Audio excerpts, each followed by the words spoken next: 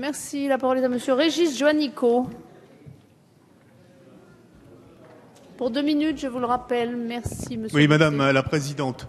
Je m'exprimerai en tant que rapporteur spécial en charge des crédits du sport, et donc vous ne serez pas étonné, puisqu'on a déjà eu les débats en commission des finances, que je soutienne l'article défendu par le gouvernement, bien évidemment qui va être un tout petit peu amendé par la suite par ce même gouvernement, pour dire que la France a fait le choix stratégique d'être un pays qui attire et qui organise des grands événements sportifs sur son sol, et c'est une bonne chose, et c'est un choix stratégique et politique.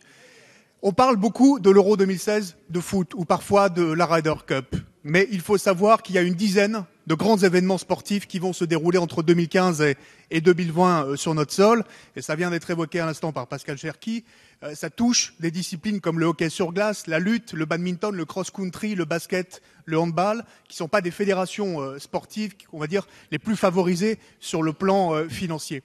Donc ça veut dire aujourd'hui qu'il y a une reconnaissance de la part des instances internationales par rapport au savoir-faire français pour organiser des grands événements sportifs de tous les acteurs de notre pays, les institutions publics, les partenaires économiques, les bénévoles associatifs qui participent à l'organisation de ces événements. Et donc, ces événements ont un rayonnement international et une portée mondiale. Ils ont aussi des retombées économiques sur nos territoires, ils créent des emplois.